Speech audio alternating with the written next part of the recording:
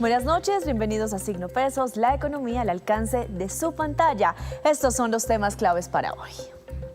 La fiebre del Mundial le sale cara a las empresas. Ver los partidos de la Copa Mundo ponen aprietos a los emprendedores del país, ya que en este caso el corazón de sus trabajadores está en Norteamérica, especialmente cuando juega la Selección Colombia. Hay un estudio interesante sobre este tema que enseguida les presentaremos uno de sus autores.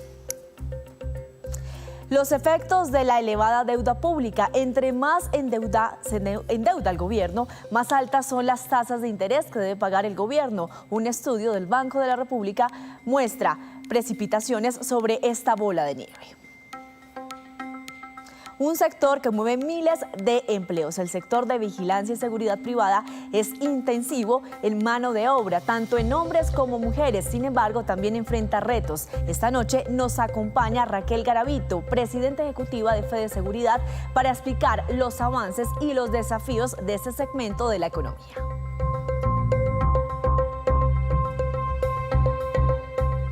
Comenzamos esta emisión de Signo Pesos hablando de la Copa Mundo, cuyo pitazo inicial ya se dio hoy en la Ciudad de México. Será poco más de un mes lleno de partidos entre los 48 selecciones participantes, en las que, por supuesto, está la tricolor de Colombia. Saludo a la doctora Olga Liliana Tapias, socia de impuestos de la firma Russell Bedford de Colombia, donde se dieron a la tarea de tomarle el pulso no solo a la fiebre mundialista, sino a los costos que tiene para las compañías. ¿Qué tal? Muy buenas noches.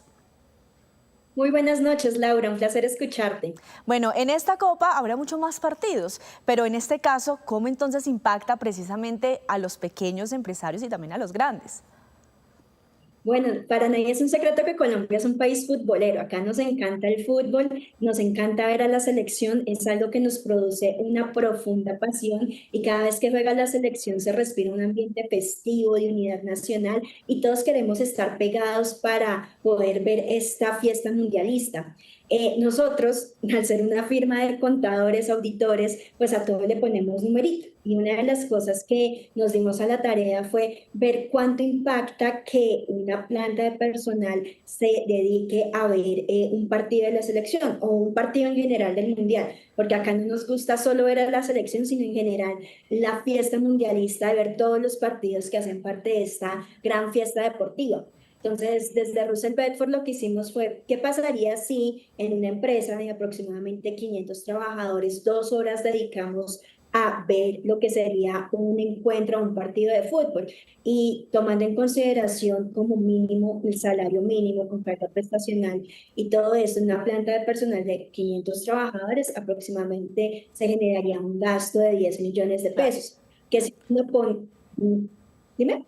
Sí, por supuesto. Usted venía hablando de las cifras y es que también los partidos pues son en días hábiles laborales. ¿Qué conflicto también puede generar esto? Porque, por supuesto, hay un poco de desconcentración, si se puede decir así, en las personas que quieren verlo. Entonces, ¿cómo es esta organización un poco dentro de las empresas? Claro, en este punto es muy importante lograr identificar cómo como empresa vamos a vivir esta fiesta mundialista, porque para nadie es un secreto que todos estamos entusiasmados con ver en la selección en el mundial, y no solo eso, sino ver a los grandes futbolistas, la selección de Francia, Inglaterra, Argentina, Brasil. Nos encanta poder vivir la fiesta del fútbol, pero si lo hacemos de una forma desordenada y sin una planeación adecuada, la productividad directa de la compañía se puede ver afectada. Entonces, nuestra invitación es a lograr gestionar en conjunto con los diferentes equipos, con nuestros colaboradores, cómo vamos a vivir la fiesta futbolista de tal forma de que no se vea afectada la Claro. productividad de las compañías. Ese es el punto clave. ¿Cuáles son esas recomendaciones para las empresas? Hay que flexibilizar algunos horarios, menos partidos, pues en este caso son importantes, pero hay que revisar las horas de trabajo, cómo se puede flexibilizar o definitivamente, no sé, algunos consejos prácticos en cuanto al tema de salud y seguridad en el trabajo que de pronto pueden llegar a recomendar ciertas cosas para esos horarios.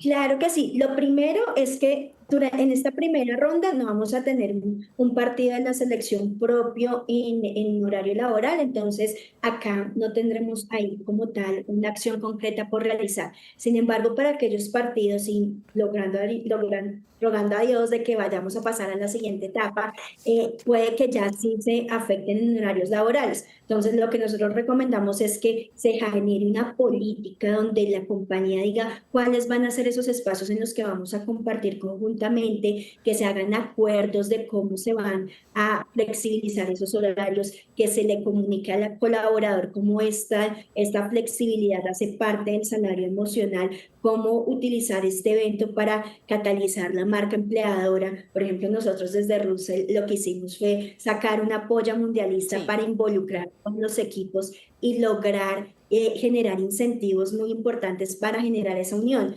Una de las cosas que más está marcando la parada en este momento es ese trabajo en equipo. ¿Y qué más ejemplo de una selección de fútbol, una competencia sana y esto cómo se traslapola al mercado laboral?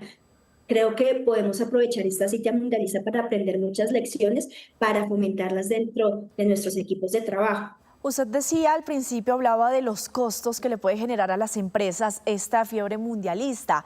Puntualizamos esas cifras. ¿Cómo puede afectar ese costo a la productividad? Claro que sí, nuestra invitación es a medir el impacto para así de esa misma forma comunicar.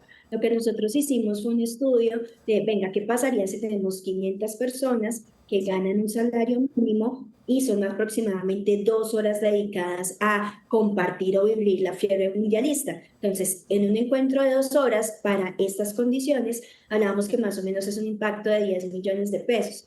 Entonces, nuestra invitación es a comunicarle esto a los colaboradores, porque a veces pasa, no, es que son 2 horas, no pasa nada, pero cuando se va multiplicando en masa, sí puede llegar a tener una afectación económica. Que ahí lo importante es que la empresa sea muy consciente de cuál es el costo y que no lo haga como un costo aislado, sino que realmente haga sentido con su estrategia de marca empleadora y de cómo esto se puede convertir en un salario emocional para los colaboradores, para tenerlos incentivados, para lograr generar espacios de colaboración, de afianzar los lazos al interior de las oficinas.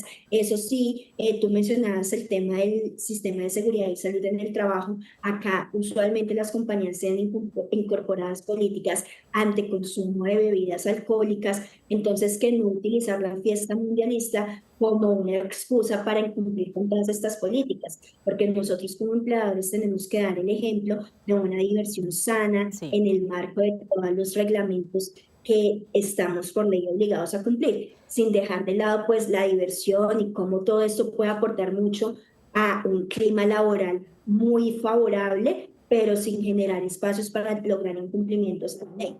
Usted acaba de decir algo importante, ¿qué son 2 horas? A veces uno dice, pues 2 horas no es mucho si lo dedican a ver un partido, pero mire usted, sí puede llegar a afectar. ¿En qué sectores claves de la economía puede afectar? Le voy a poner un ejemplo práctico, nada más, pues aquí en el canal, por ejemplo, a veces de pronto puede haber ese espacio de gabela para poderlo ver porque seguramente al aire no va a tener complicaciones grandes en este caso. Por supuesto, pues hay que concentrarse también en lo que sale al aire, pero ¿en qué sectores sí puntualmente uno dice 2 horas definitivamente va a ser crucial y va a afectar?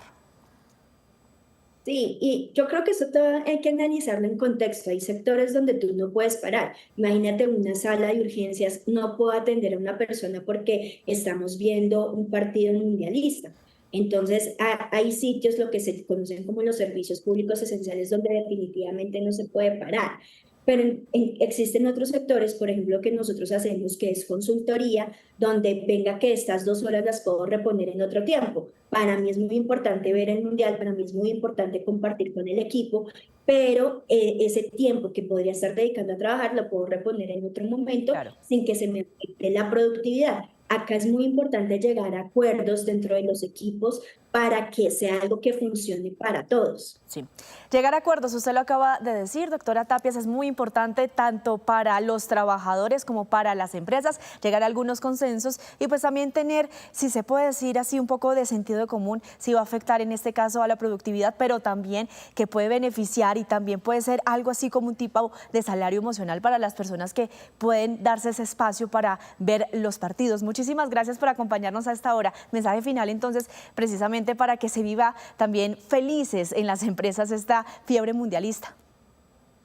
No, pues el mensaje es a disfrutar esta fiebre mundialista. Hemos esperado 4 años para ver a nuestra selección participar en el Mundial. Apoyemos todos a la selección y aprendamos estas lecciones del fútbol, esta resiliencia, el trabajo en equipo, la forma estratégica de abordar las situaciones. Hay muchas cosas que el deporte nos deja, la disciplina, sin número de valores y cosas que son muy importantes para nuestro desarrollo personal, y que el Mundial es una fiesta, hay que vivirla, hay que gozarla, pero sí tengamos la responsabilidad de medir el impacto económico y cómo podemos utilizar esta fiesta mundialista para potencializar todos nuestros equipos de trabajo. Pues bien, muchísimas gracias. Nosotros pasamos a otro tema. Un estudio del Banco de la República llamó la atención sobre el creciente endeudamiento del gobierno nacional y los efectos que está teniendo en una situación de las tasas de interés a la que el gobierno está consiguiendo la nueva deuda. En este caso, hicimos este informe. La creciente deuda pública le está pasando factura al gobierno. Un estudio del Banco de la República concluye que el deterioro fiscal ha elevado las tasas de interés de largo plazo que cobran los inversionistas por prestarle al gobierno colombiano, es decir, se ha encarecido el financiamiento estatal. Las tasas de interés de los títulos de tesorería a 10 años con los que el gobierno ha conseguido recursos prestados ha subido de 5,5% en el año 2020 al 14% este año. Lo que muestra este estudio muy riguroso del Banco de la República es que es justamente el desorden fiscal, ese deterioro en el balance primario, en el déficit que hemos visto recientemente, lo que haya un incremento de las tasas de interés de largo plazo que nos afecta no solamente al Estado, en la medida que aumenta el costo de financiamiento, sino también a todos aquellos que estamos interesados en una inversión de largo plazo, tal vez, y probablemente los que más lo sientan es el incremento en las tasas de interés del crédito hipotecario. Si se está buscando una casa y busca un financiamiento, justamente ha visto este incremento en las tasas de interés de largo plazo que lo afecta en gran medida este desbalance y desajuste fiscal.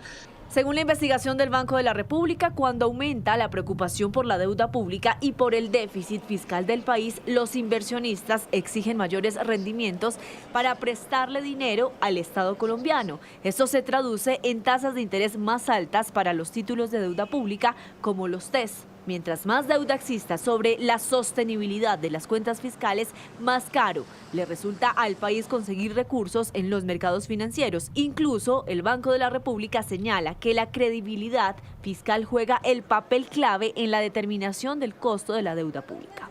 El llamado que hemos hecho desde Corfi es hacer un ajuste considerando las 3 A's. ¿Cuáles son las 3 A's?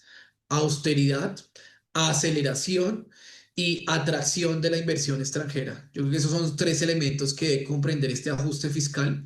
Un ajuste fiscal cercano a 1 o 2 puntos del PIB en el corto plazo. En agosto de 2022, la deuda del gobierno nacional estaba alrededor de los 804 billones de pesos y a marzo de 2026 subió a 1.240 billones de pesos.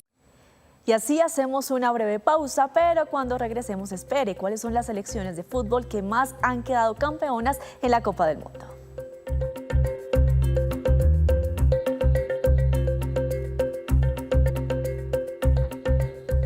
Gracias por mantenerse conectados con Signo Pesos. Hay un sector que es intensivo en mano de obra y además clave para la norma de operaciones en todas las empresas del país, pero al que muchas veces pasamos por alto es el sector de la vigilancia y la seguridad privada. Le doy la bienvenida a la doctora Raquel Garavito, presidenta ejecutiva de Fede Seguridad. ¿Qué tal? Muy buenas noches, presidenta.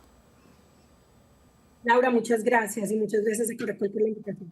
Por supuesto, presidenta. ¿Cuántos empleos genera entonces este sector y por qué es clave para el sector también de la economía? Pues estamos hablando que cerca de 1.000 empresas y eso representa más o menos alrededor de 400.000 empleos en todo el territorio nacional. Este es un sector que tiene todo tipo de población, nosotros tenemos mujeres, tenemos jóvenes, tenemos adultos mayores, y es un sector que trabaja dentro de la formalidad, porque digamos la normativa existente en Colombia exige que sea, pues primero es un sector sumamente lado. Entonces, digamos, se genera trabajo formal, que eso implica que las personas reciben su salario con todas las prestaciones del. Bueno, ¿cómo está la brecha entre hombres y mujeres? ¿Cómo va, por supuesto, este porcentaje que regularmente se ha caracterizado más porque sean hombres, pero también pues le está dando espacio a las mujeres? Pero ¿cómo está esta brecha? Pues digamos que este es un sector que en los últimos años ha venido cerrando esa brecha. Cuando nos vamos a los años 80 era un sector netamente masculino. Hoy en día encontramos que, por ejemplo, dentro de las empresas afiliadas a Fedeseguridad, el 30% del personal operativo son mujeres. Y hemos logrado detectar que, sobre todo en ciertos puestos específicos, la mujer es muy demandada. Entonces, las mujeres son muy demandadas, por ejemplo, en aeropuertos, son muy demandadas en centros comerciales. Entonces, es un sector que ha venido incrementando, digamos, la presencia del personal femenino. Claro, por supuesto. ¿Y cómo ha sido el reto también para brindarles precisamente a ellas también seguridad un poco? Porque si bien ellas están en este proceso de vigilancia, pero también debe haber cierta seguridad como un empleo normal. ¿Cómo es ese trabajo también con ellas? Bueno, como lo mencionaba al principio, al tener un sector formal y este es un sector regulado, nosotros no tenemos una distorsión entre lo que gana un hombre y gana una mujer. Un hombre y una mujer ganan exactamente lo mismo. Luego es un sector que brinda mucha seguridad, tanto laboral como seguridad jurídica a las mujeres, pero no solo a las mujeres. También tenemos otros dos sectores que son importantes mencionar en esta cadena y son los jóvenes. Digamos que es un sector que tiene cierta facilidad para ingreso a su primer empleo mientras los jóvenes estén capacitados y tomen todo este entrenamiento que exige la ley, pueden ingresar fácilmente. Y por el otro lado, el adulto. Mayores de 45 años tenemos, digamos, tenemos un porcentaje importante en el sentido que hay ciertas zonas específicas o puestos específicos donde solicitan personas con algún grado de experiencia. Por ejemplo, tenemos que se pide personal con experiencia para servicios de escoltas o tenemos que se pide personal con experiencia para plantas. Entonces, es un sector que brinda espacio a mujeres, a jóvenes, a adultos. Entonces, pues digamos, es un sector bastante garantista. Claro, es muy garantista, lo acaba de decir usted. ¿Y cómo es el proceso? Igualmente, así como acaba de decir usted con las mujeres, con los jóvenes, usted dice que hay un sector importante en el que contratan jóvenes, ahora personas mayores de 45 años. ¿Cómo es capacitar a los jóvenes? Porque también tienen algunas actividades, por ejemplo, seguramente estudian en el día, trabajan en la noche o al revés. ¿Cómo es ese acompañamiento? Digamos que este es un sector donde primero la persona tiene esa posibilidad de sus horarios, lo cual les permite exactamente lo que estás diciendo, estudiar. Ellos tienen unos procesos de reentrenamiento, periódicamente esto lo exige la ley, y entonces genera mucha seguridad en el residente y en el ciudadano como tal. Cuando nosotros tenemos un servicio de vigilancia legal, como es el que nosotros prestamos a través de las cerca de 1000 empresas que existen en todo el territorio nacional, pues está garantizando que esa gente tiene esos reentrenamientos. Pero además ha habido cada vez una dignificación del servicio. Entonces, las empresas hoy en día no solo le están ofreciendo a los jóvenes que se capaciten con respecto a lo que la ley exige en materia de vigilancia, sino que eventualmente tengan algunos beneficios y logren hacer cursos. Por ejemplo, les pongo un ejemplo, nosotros Sí, el año pasado, parte del personal operativo, hicimos unas capacitaciones chicos. de alto renombre a nivel nacional como el CESA, en el cual capacitamos a parte del personal en ciertas actividades. Entonces, hoy en día, este personal no solo se capacita en lo que son sus funciones, sino que es un personal que viene capacitándose en otras áreas.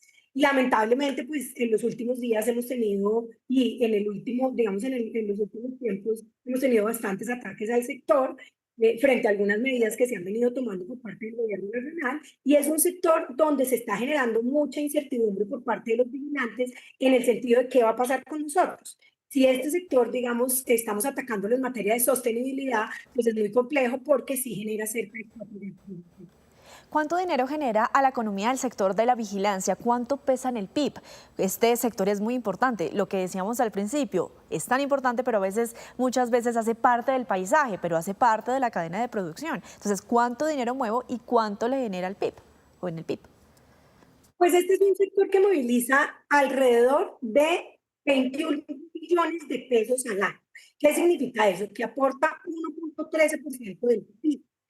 Y Sin embargo, a veces no entendemos que una cosa es el aporte que genera el sector como tal y otra cosa es lo que nos afecta la inseguridad en el país.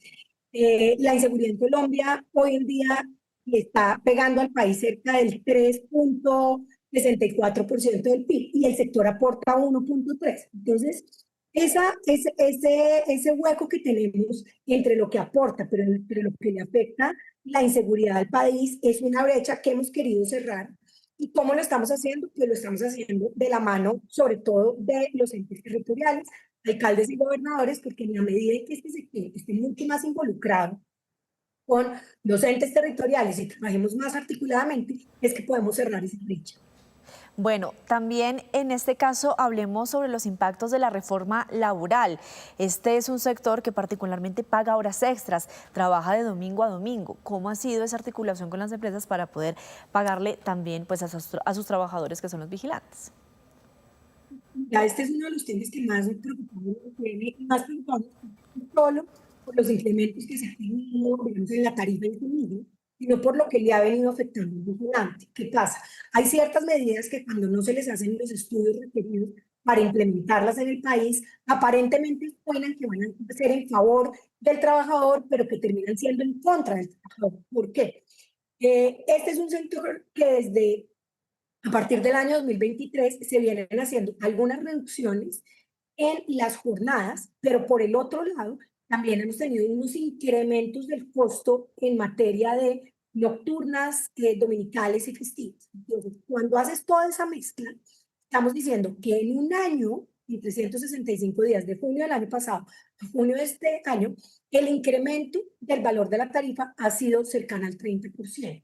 Pero ¿qué pasa? Como la reducción de la jornada ha ido disminuyendo paulatinamente de 48 horas a 42 horas, anteriormente, digamos, las empresas de seguridad, ¿qué hacían? Tenían 3 turnos y le pagaban a los trabajadores la hora extra, la hora nocturna, el festivo, el dominical.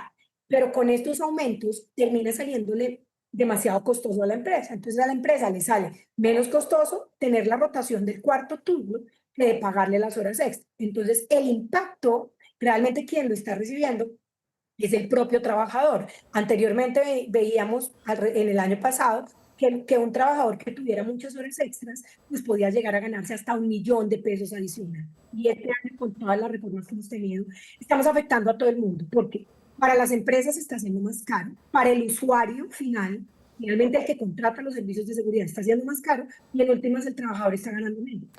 Pues bien, hablemos también del crecimiento de la economía. Muchos sectores dicen que si bien ha crecido, pues ha sido un poco tibio. Esto se ve reflejado también en los contratos para el sector de la seguridad en el país. No necesariamente marginal, y esto es marginal. Nosotros no tenemos un gran crecimiento, pero tampoco tenemos un gran decrecimiento. ¿Qué pasa? Y esto me duele decirlo, lamentablemente en Colombia el tema de seguridad urbana pues se ha vuelto muy complejo. Entonces, los servicios de seguridad se han vuelto casi que un bien necesario, o sea, se han vuelto casi parte de la canasta familiar. El colombiano no está dispuesto a negociar su tranquilidad. Sí. Y no está negociando su tranquilidad. Entonces, el crecimiento no ha sido, digamos, grande, pero tampoco hemos tenido un decrecimiento absoluto. Pues bien, Presidenta, muchísimas gracias por acompañarnos a esta hora, hacer una radiografía de lo que es el sector de la seguridad, lo que está impactando también en el crecimiento, lo que pasó con la reforma laboral y, por supuesto, cómo ha ido creciendo pues también este sector. Nuevamente, muchísimas gracias por acompañarnos a esta hora. Muchas gracias a ustedes por la invitación. Bien, nosotros pasamos a otros temas. El Instituto Colombiano de Petróleo y Energías de la Transición anunció nuevas capacidades tecnológicas para desarrollar proyectos de conservación del agua, descarbonización y soluciones basadas en la naturaleza. La inversión ascendió a $1,7 millones. En Ecopetrol estamos fortaleciendo nuestras capacidades de ciencia, tecnología e innovación para seguir liderando la transición energética del país. Por eso, a través del ICEPET pusimos en operación nuevas suites tecnológicas para la conservación del agua, la descarbonización y las soluciones basadas en la naturaleza. Estas nuevas capacidades integran 7 áreas experimentales que se articulan con otras 32 áreas de investigación del instituto, conformando un ecosistema único para desarrollar, validar y escalar tecnologías orientadas al reuso del agua, la reducción de las emisiones y la economía circular.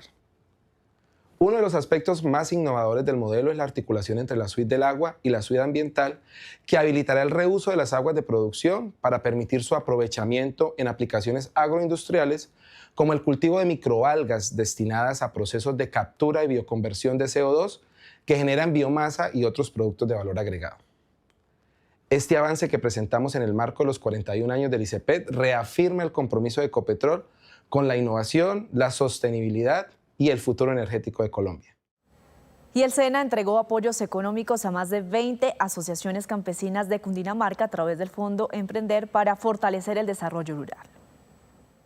Fueron 22 asociaciones que se les entregó a través del Fondo Emprender para la constitución de Capital Semilla. Se van a beneficiar y a impactar muchas familias. Hay asociaciones que impactan hasta 30 familias y esas 30 familias pues van generando ingresos y van generando empleo. Entonces es muy satisfactorio para nosotros saber que a través de esta ruta emprendedora en la que hemos orientado desde el año pasado a hoy 132.000 personas para que ingresen a los recursos del Fondo Emprender, para que ingresen a formular su proyecto, para que identifiquen sus competencias emprendedoras, para que el SENA realice el acompañamiento a través de las unidades de emprendimiento en cada uno de los diferentes municipios. Bien, y antes de despedirnos, los dejo con este dato a propósito del Mundial de Fútbol que comenzó hoy. Las siguientes son las selecciones más ganadoras de la Copa del Mundo. El rey es Brasil, que ha ganado 5 mundiales, Alemania 4, Italia también 4, Argentina 3, Francia 2 y Uruguay también con 2. Y así terminamos por hoy. Los esperamos mañana con una nueva emisión y toda la información económica que usted necesita saber. Esto es Signo Pesos, la economía al alcance de su pantalla. Feliz noche.